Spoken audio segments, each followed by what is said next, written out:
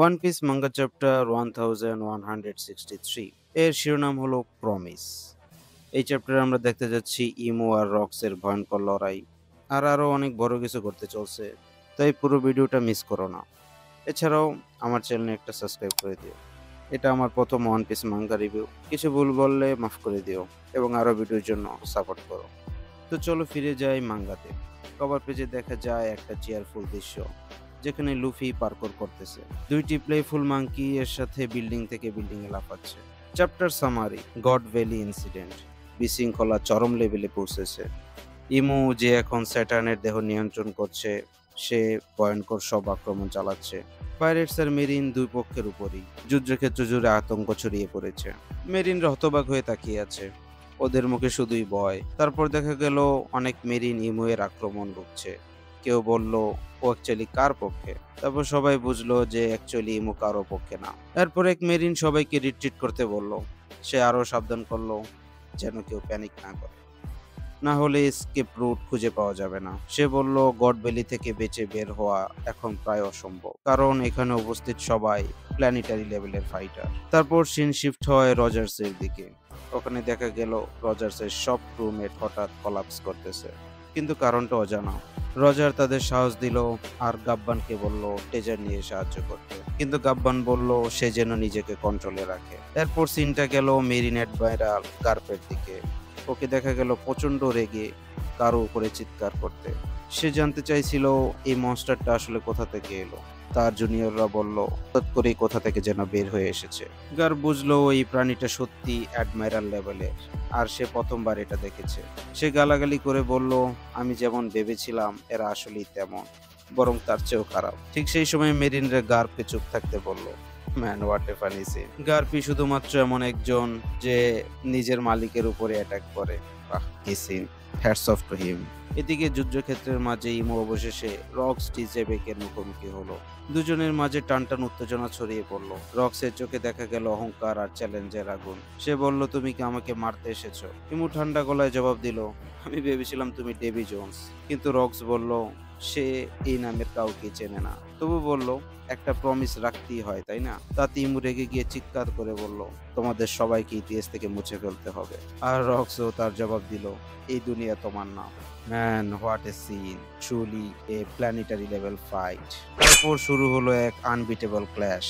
দুজনের শক্তি আর ইচ্ছা শক্তি সংঘাতের পুরো দ্বীপ কাঁপতে লাগলো। আকাশ অন্ধকার, ভূমি ফেটে যাচ্ছে, বাতাস শুধু তাদের যুদ্ধের গর্জন। অন্যদিকে গার্প মেরিনসদের নিয়ে পৌঁছালো যুদ্ধক্ষেত্রে। দৃশ্যটা একেবারে ধ্বংসস্তূপে পরিণত হয়েছে। ইমু সবাইকে আক্রমণ করছে, কেউ বাদ নেই। গার্প দৃঢ়ভাবে হাসলো, যেন যুদ্ধের আগুন তার ভেতরে জ্বলজ্বল করতেছে। কিন্তু এক মেরিন হতাশ হয়ে বলল, আমরা অ্যাকচুয়ালি কার পক্ষে হয়ে লড়বো? সবাই বুঝে গেল যে তাদের শত্রু হচ্ছে ওয়ার্ল্ড গভর্নমেন্ট, যারা সর্বোচ্চ ক্ষমতাধর।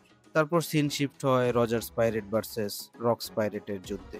এটা একটা ভয়ঙ্কর যুদ্ধ, যেখানে লেজেন্ডরা নিজেদের সীমা ছাড়িয়ে লড়ছে। ক্যাপ্টেন জন লোভে অন্ধ হয়ে জিকি জিকি নোমির শক্তি ব্যবহার করছিল, যেটা পরবর্তীতে ক্যাপ্টেন কিট পেয়েছিল। তার ম্যাগনেটিক পাওয়ার চারদিকে ছড়িয়ে পড়ছিল। সে চিৎকার করে বলল, come to me treasure, come to me. তার শক্তির কারণে চারপাশের সব ট্রেজার আর ওয়েপন তার দিকে উড়ে যাচ্ছিল। অন্যদিকে ড্রাগনকে দেখা গেল শ্যাঙ্কসকে কোলে নিয়ে একটা নিবি শিপের দিকে যেতে। হঠাৎ সে অনুভব করলো একটা অদৃশ্য টান। সে টানে সে আকাশে উড়ে যাচ্ছিল। এটা ছিল ক্যাপ্টেন জনের ম্যাগনেটিক পাওয়ারের ফল। রজার্সের পুরা সেটা টের পেল। ভ্যালি ইন্ট্রেন্সের দিকে এক ভয়ঙ্কর ম্যাগনেটিক ফোর্স আসছে, কিন্তু রজার্স হেসে বলল, I don't care, out of my way. সে সরাসরি ইমু আর রক্সের যুদ্ধক্ষেত্রের দিকে দৌড় দিল। ঠিক তখন গাঞ্জুই বমু নোমিয়ের শক্তি ব্যবহার করে।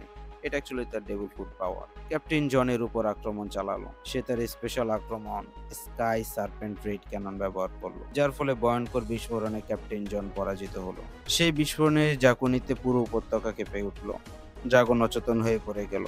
যখন তার গান ফিরল, সে দেখলো শ্যাংস আর নেই। পরে দেখা গেল শ্যাংস হামাগুড়ি দিয়ে একটা খোলা ট্রেজার চেস্টের কাছে পৌঁছে গেছে। তারপরে গল্পটা আমরা সবাই জানি, সে কিভাবে রজার্সের কাছে পৌঁছে যায়। কিন্তু জাস্ট ভাবো গায়াস, সবাই বলে ড্রাগন তখন কিছুই করেনি, কিন্তু আজকের দিনে ড্রাগনের কারণেই তিনজন এম্পারার রাইজ করতে পেরেছে।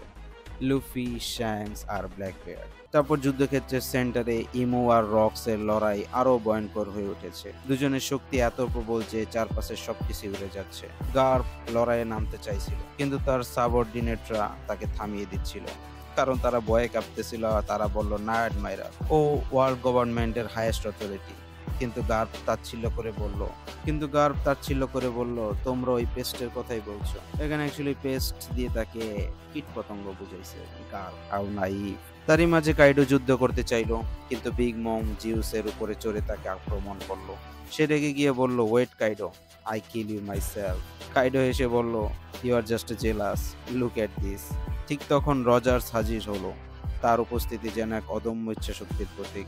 সে গার্পকে বলল, দ্যাটস ওয়ান মাই টার্গেট। এরপর ঘটে গেল ওয়ান পিসের ইতিহাসের সবচেয়ে লেজেন্ডারি মুহূর্ত। রজার্স, গার্প, রক্স, হোয়াইট বেয়ার, কাইডো আর বিগ মম একসাথে ইমোয়ের বিরুদ্ধে আক্রমণ চালালো। এটা ছিল একটা লেজেন্ডারি অ্যালায়েন্স। সর্বশ্রেষ্ঠ মেরিন আর ভয়ঙ্কর সব পাইরেট এক হচ্ছে এক শত্রুর বিরুদ্ধে লড়তে লাগলো। গার্পকে দেখা গেল সে ইউজ করলো গ্যালাক্সি ইম্প্যাক্ট, ইয়াস, মোস্ট পাওয়ারফুল। রজার্স চালালো ডিভাইন ডিপ্রেচার, রক্স ব্যবহার করলো প্যান্ডামোনিয়াম, আর হোয়াইট বেয়ার ইউজ করলো স্প্রেস বেকার, যেটা আমরা দেখেছিলাম মেরিন ফোর্টে কি হয়েছিল। এবং বিগ মোমো তার আইকোকু সার্ভারনিটি ইউজ করলো। কাইডো দিল তার প্রথম ব্লাস্ট ব্রেথ। তারপর তারা একত্রিত হয়ে ইমোয়ের দেওয়া সম্পূর্ণ ধ্বংস করে দিল। জয়টা স্থায়ী হলো না। ইমো মুহূর্তে রিজেনারেট করে ফেললো। আর এদিকে বিশাল কঙ্করার হাকি চারদিকে ছড়িয়ে দিল, যার তরঙ্গে অসংখ্য যোদ্ধা অজ্ঞান হয়ে পড়ল। এমনকি রেইলি আর শ্যাকি রজার্সের নির্দেশে পিছু হটলো। তারপর ইমোয়ের কণ্ঠ প্রতিধ্বনিত হলো এক শিকল ফিসফিসে স্বরে, তুমি তোমার স্ত্রী আর সন্তানকে জঙ্গলের মধ্যে দৌড়াতে দেখছো। এই ভয় দেখানো কণ্ঠে সবাই ভয় কাঁপলো। Man, what a aura. Rocks প্রচন্ড রেগে গিয়ে চিৎকার করলো, তাদের ছুঁয়ো না। এবং সে রেগে মেগে ইমোয়ের দেহ টুকরো টুকরো করে ফেললো। কিন্তু ইমো আবারও রিজেনারেট হলো। তারপর সে কালো টেন্টিকেল দিয়ে রক্সকে আঘাত করলো আর বলল, তুমি, তোমার ক্ল্যান, তোমার স্ত্রী, তোমার সন্তান সবকিছু ধ্বংসের কারণ। রক্স চিৎকার করে বলল, নেভার। কিন্তু ইমুয়ের এক ভয়ঙ্কর হাসি দিয়ে বলল, ডমি রিভার্স, ব্ল্যাক কনভার্সন কন্ট্রোল, হচ্ছে যে ডোমেন এক্সপেনশন। যাই হোক, রক্সের দেহ কাঁপতে লাগলো, তার চোখ লাল হয়ে গেল, দাঁত লম্বা, চামড়া শক্ত হয়ে গেল। সে ধীরে ধীরে এক দানবে পরিণত হয়ে লাগলো। হ্যাঁ, নেক্সট চ্যাপ্টারে মনে হয় এখন দুইজনের সাথে সবার ফাইট করতে হবে। Insane.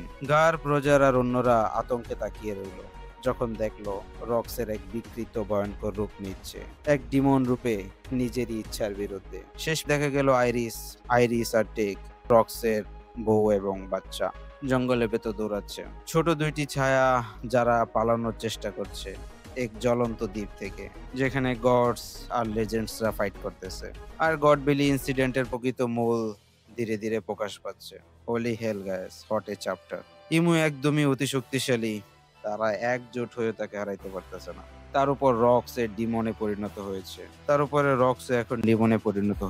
What do you think guys, what's gonna happen next? Comment below.